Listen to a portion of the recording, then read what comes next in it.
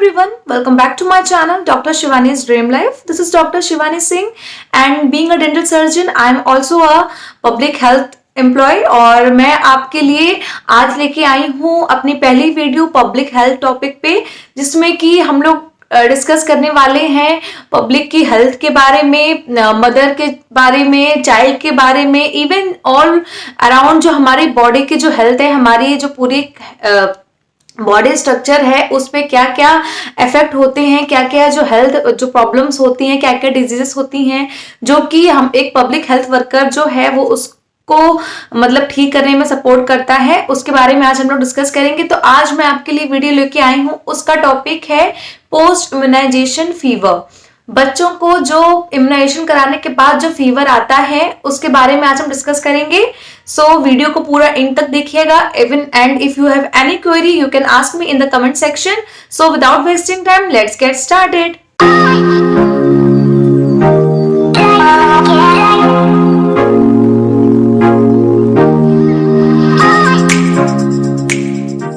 सो post immunisation fever होता क्या है? वैसे हम फीवर को देखते हैं कि फीवर क्या होता है। फीवर एक होता है हमारा जो नॉर्मल बॉडी टेम्परेचर होता है उसका इंक्रीज टेम्परेचर, मतलब वो टेम्परेचर हमारे बॉडी टेम्परेचर से इंक्रीज हो गया है तो हमें फीवर हो जाता है। तो fever is a temporary increase in the body temperature, जो हमारा नॉर्मल बॉडी टेम्परेचर है उसमें इंक्रीज। तो बॉडी टेम्परेचर जो एवरेज बॉडी टेम्परेचर वो क्या होता है? वो होता है 98.6 डिग्री फ़ारेनहाइट, मतलब 37 डिग्री सेल्सियस। तो ये होता है बच्चों का हमारा बॉडी टेम्परेचर जो एवरेज हम लोग काउंट करते हैं।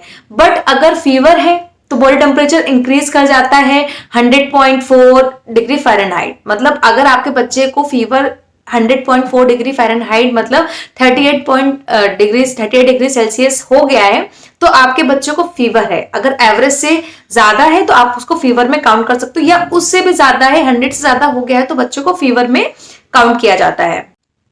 जो फीवर है ये कोई डिजीज नहीं है, इट्स जस्ट अ सिम्टम। क्योंकि फीवर हमें कोई भी हमारे अंदर बॉडी जो टेम्परेचर है उसमें इंक्रीज और डिक्रीज की वजह से फीवर कॉज होता है। और ये सिम्टम्स होते हैं हमारे बॉडी में कि हम इससे पहचानते हैं कि हमें बॉडी में कोई प्रॉब्लम हुई है। फीवर आना, कफ होना, कोल्ड होना, इवन बॉडी एक होना, हेडेक होना, स्टमक पेन होना, तो ये सब चीजें हैं, ये एक सिम्टम्स होते हैं, कोई डिजीज नहीं होती है। It's not a disease, it's just a symptom. इसके लिए मैं आपको एक कोट बोलना चाहूंगी, आप इसको याद करिए कि fear not the fever but be careful about the cause. कि मतलब हमें फीवर से डरना नहीं है, उसको ट्रीट करना है, पर उसके जो उसके कॉजेस होते हैं उससे भी हमें अपने आप को बचा के रखना है, अपने आप को केयरफुल रखना है। तो ये एक कोट बहुत ज्यादा ही इंपॉर्टेंट एक लाइन है, बहुत ही हमारे डेली लाइफ में हमें याद रखनी चाहिए। सो fever is one of the most effective way of fighting with like symptoms like cold, fever, जैसे मैंने आपको बताया, हेडेक, बॉडी एक, नोजिया। तो ये सारे सिम्टम्स जो होते हैं इसमें सबसे ज्यादा मोस्ट होता है कि फीवर, जो इन सब चीजों से फाइट करता है और अपने बॉडी टेम्परेचर को नॉर्मल मेंटेन करने में, वापस लाने में बहुत ही जल्दी इफेक्टिव होता है। तो बच्चों में वैसे नॉर्मल टेम्परेचर बॉडी का कभी कभी इंक्रीज डिक्रीज होता रहता है बच्चों की, उसकी वजह से लाइक बच्चों को फीवर हो जा रहा है तो क्यों है, कभी कभी कोल्ड की वजह से भी आता है, कभी कभी बच्चों को सर्दी लग गई है, नोजिया है तो उसकी वजह से भी हो जाता है। लेकिन इफ सडन इंक्रीज मतलब स्लाइटली ज्यादा इंक्रीज हो गया है तो बच्चों के अंदर कोई इन्फेक्शन की वजह से भी हो सकता है कि आपके टॉडलर या आपके चिल्ड्रन इन्फेंट में कोई इन्फेक्शन बॉडी सीरियस हो गया है तो उसकी वजह से स्लाइट ज्यादा इंक्रीज कर गया है फीवर, तो ये चांसेस भी बढ़ सकते हैं। So now let's talk about what to do if your child has a fever. कि मतलब अगर आपके चाइल्ड को फीवर है तो हमें करना क्या है पोस्ट इम्यूनाइजेशन के बाद? सबसे पहले उसको गिव प्लेंटी ऑफ फ्लूइड्स, मतलब उसको लिक्विड चीजें ज्यादा दें, सॉलिड कम दें, लिक्विड चीजों का इंटेक उसको ज्यादा करवाएं। और look for the sign of dehydration. अगर आपको लगता है कि आपके बच्चा डिहाइड्रेट हो रहा है तो उसको चेक करें और लुक आउट करने के बाद उसको डिहाइड्रेशन के लिए उसको जो भी चीजें हैं आप उसको प्रोवाइड करें कि बच्चा आपका डिहाइड्रेट नहीं रहे। उसको जितना ज्यादा लिक्विड आप प्रोवाइड कर सकते हैं, जितना वाटर पिला सकते हैं, ORS पिला सकते हैं, WHO पिला सकते हैं, जो भी है आपके डॉक्टर आपको प्रिस्क्राइब करेंगे वो चीजें आप रेगुलर उसको देते रहें जब तक आपका बच्चा फिर से मतलब अच्छी कंडीशन में, नॉर्मल कंडीशन में नहीं आ जाए। साथ ही साथ बच्चे को बार बार रात में जरूर चेक करते रहें कि ड्यूरिंग नाइट टाइम पे कि मतलब बच्चे को कोई ज्यादा फीवर मतलब इंक्रीज तो नहीं कर रहा है, या उसे कुछ नोजिया या कुछ कोल्ड या कोई भी इंटरनल इन्फेक्शन की वजह से कोई भी प्रॉब्लम तो नहीं बढ़ जा रही, क्योंकि रात में जो बॉडी टेम्परेचर होता है उसमें ज्यादा चांसेस होते हैं इंक्रीज करने के। अगर बच्चे के अंदर कोई इन्फेक्शन है तो वो सबसे ज्यादा एक्टिव हो जाता है ड्यूरिंग नाइट टाइम। तो हमें ये भी चेक करते रहना है। साथ ही साथ हमें ये भी मेक श्योर रखना है कि हमारा चाइल्ड प्रॉपर रेस्ट ले, मतलब हमें अपने बच्चे को प्रॉपर रेस्ट देना है। कोशिश करनी है कि इस टाइम पे बच्चे को अगर इन्फेक्शन है या फीवर है कुछ भी है तो उसको प्रॉपर रेस्ट मिले, वो ज्यादा परेशान नहीं हो, ज्यादा इरिटेट नहीं हो, और ज्यादा उसको मतलब एकदम नॉर्मल जो एटमॉस्फेयर पे रखें बच्चे। तो अब हम बात करते हैं कि हमें ऐसा क्या नहीं करना चाहिए, हमें ऐसे कौन कौन सी चीजें हैं जो बच्चों को पोस्ट इम्यूनाइजेशन फीवर अगर है तो नहीं करना चाहिए। सबसे पहले हमें ये करना है कि हमें अपने बच्चों को ज्यादा क्लोथ मतलब खूब सारे कपड़े नहीं पहना देने उसको, कि आपको बच्चे को लग रहा है कि बच्चों को फीवर में ठंडी लगती है तो आप उसको खूब सारे कपड़े पहना दे रहे हो, इवन विंटर्स का टाइम है तो आप ब्लैंकेट भी उड़ा दे रहे हो। तो इसकी वजह से भी बॉडी टेम्परेचर में सडन चेंजेस आते हैं, कभी इंक्रीज करता कभी डिक्रीज करता। तो ये एक मतलब बहुत बड़ा मेजर रोल प्ले करता है आपके बच्चे के बॉडी टेम्परेचर को इंक्रीज करने में और बच्चे के अंदर मतलब कोई भी प्रॉब्लम क्रिएट होने। दूसरा ये कि आपको ये भी देखना है कि आप कोई भी मेडिसिन विदाउट डॉक्टर के प्रिस्क्रिप्शन के बच्चे को नहीं दें। कभी कभी जनरली ऐसा होता है कि बच्चों को अचानक से तबीयत खराब हो जाती है और आप सोचते हो कि घर पे ही उसको ट्रीट कर दें, पहले की मेडिसिन रखी हुई है या उसे कोई डॉक्टर का प्रिस्क्राइब डोज रखा हुआ था तो आप वही उसको पिला देते हो या कोई इसको दे देते हो। ऐसा बिल्कुल नहीं करना है आपको।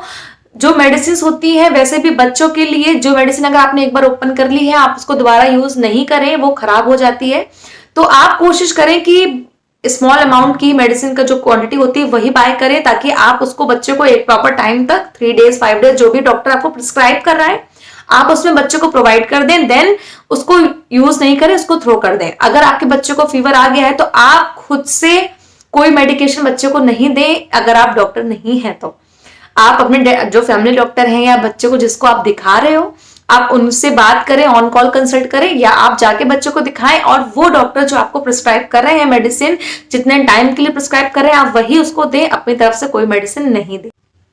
नेक्स्ट है कि हमें ये करना है कि हमें बिल्कुल भी बच्चे को कोल्ड वाटर मतलब एकदम ठंडे पानी से स्पॉन्जिंग नहीं करनी है। जनरली हम लोग ये सोचते हैं कि अब बच्चे को फीवर आ गया है तो हम उसको बॉडी टेम्परेचर बहुत ज्यादा गर्म है तो उसको हम ठंडे पानी से कर देंगे तो जल्दी ही डिक्रीज हो जाएगा। ऐसा बिल्कुल नहीं है, ये बिल्कुल गलत चीज है।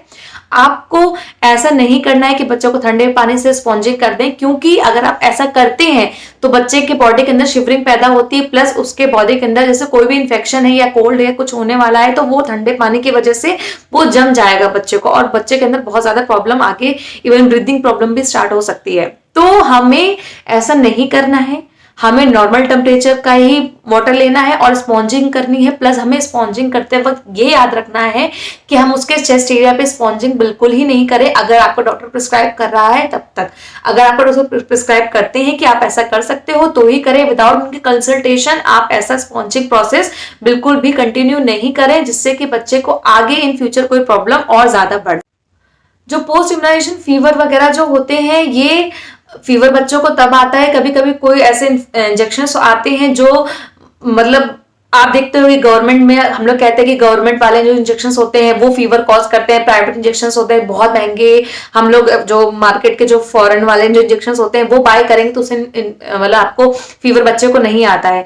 ऐसा नहीं होता है, बहुत सारे ऐसे इंजेक्शन होते हैं जो कि गवर्नमेंट वाले में भी फीवर नहीं कॉज करते हैं। बहुत सारे ऐसे इंजेक्शन हैं जो प्राइवेट हॉस्पिटल में जो हम लोग लगवाते हैं थोड़े से हैवी रेंज वाले हाई डोज वाले, तो वो भी इन्फेक्शन आपको मतलब फीवर कॉज कर सकते हैं। तो ये आपके जो कंपोजिशन है, जो आपके इंजेक्शन का कंपोजिशन है, प्लस आपके बच्चे की बॉडी इम्यूनिटी और बॉडी विलिंग पावर पे जो होता है उस पे भी बेस आपके मतलब बेस करता है कि आपके बच्चे के अंदर जो इंजेक्शन गया है उसकी वजह से कोई प्रॉब्लम पहले जो थी वो मिलके कोई बड़ी प्रॉब्लम नहीं कॉज करे जिससे फीवर आ जाए। तो ये भी एक नॉर्मल एक पॉइंट है, आपको ये भी याद रखना है कि कभी कभी गवर्नमेंट वाले जो हम लोग गवर्नमेंट हॉस्पिटल में इंजेक्शन लगवाते हैं वो भी नॉर्मल हमारे बच्चों को फीवर नहीं आता है। कभी कभी लगवाने के बाद भी 2 या 3 दिन फीवर बच्चे को रहता ही रहता है। कभी हम प्राइवेट हॉस्पिटल में इंजेक्शन लगवा रहे हैं वो भी फीवर कॉज नहीं कर रहे हैं, कभी कभी उससे भी फीवर कॉज हो जाता है। तो हमें ये डाउट अपने दिमाग में नहीं रखना है कि ऐसे करने से फीवर नहीं आएगा या ऐसे करने से फीवर आएगा। कभी कभी चांसेस होते हैं कुछ बच्चों को फीवर आ जाता है और कभी कभी इन चांसेस बच्चों को फीवर नहीं आता है। सो हमें ये पोस्ट इम्यूनाइजेशन फीवर का जो ये प्रोसेस है, बच्चों को इंजेक्शन लगने के बाद, तो हमें ये मेंटली ध्यान रखना है कि हमें ये चीजें करनी है और ये चीजें नहीं करनी है। बच्चों का जो नॉर्मल बॉडी टेम्परेचर मैंने आपको बताया उतना है, अगर उससे स्लाइटली इंक्रीज कर रहा है तो आप उसको स्पॉन्जिंग करके ठीक कर सकते। अगर सडन ज्यादा इंक्रीज कर रहा है स्लाइड से भी, तो आप अपने डॉक्टर को कंसल्ट करें और उनके प्रिस्क्रिप्शन के बाद ही बच्चों को मेडिकेशन प्रोवाइड करें। प्लस जो मैंने आपको बोला है डू और डोंट्स, वही करें, वही फॉलो करें, जिससे कि आपको इन फ्यूचर कोई प्रॉब्लम नहीं। सो गाइज, ये था मेरा एक छोटा सा पोस्ट इम्यूनाइजेशन फीवर पे एक टॉपिक जो मैं आपके साथ शेयर करने आई थी। मैं बहुत टाइम से सोच रही थी कि मैं अपने पब्लिक हेल्थ चैप्टर पे अपने जो टॉपिक्स हैं उनको आपके साथ शेयर करूं, अपनी जो नॉलेज है आपको बताऊं, ताकि आप भी, इवन बीइंग अ डेंटिस्ट, मैं चाहती हूं कि आपको और जो नॉलेज है मेरे पास है वो भी मैं आपके साथ शेयर करूं। तो इवन जब मैंने अपना पब्लिक हेल्थ जो अपना पूरा सिनेरियो है ये मैंने स्टडी किया है, अपनी लाइफ में सारे सब्जेक्ट्स को पढ़ा है, तो मैंने ये चीज नॉलेज करी कि ये आपके साथ शेयर करना बहुत जरूरी है, क्योंकि आपको भी घर बैठे इवन इन कोविड पेंडेमिक आपको भी सारी नॉलेज गेन होनी चाहिए। सो गाइज, अगर आपको मेरी वीडियो पसंद आई हो तो प्लीज लाइक कर दीजिएगा and do comment also. Even अगर आपने अभी तक मेरे चैनल को सब्सक्राइब नहीं किया है और आप मेरे वीडियो को पहली बार देख रहे हैं तो प्लीज पहले सब्सक्राइब जरूर कर लीजिए and press the bell icon so that मैं जब नोटिफिकेशंस आपको वीडियो के मिल जाए अगर मैं अपलोड कर रही हूँ उसी टाइम। सो गाइज, मैं फिर नेक्स्ट टाइम मिलूंगी एक न्यू वीडियो के साथ। Till then take care, bye.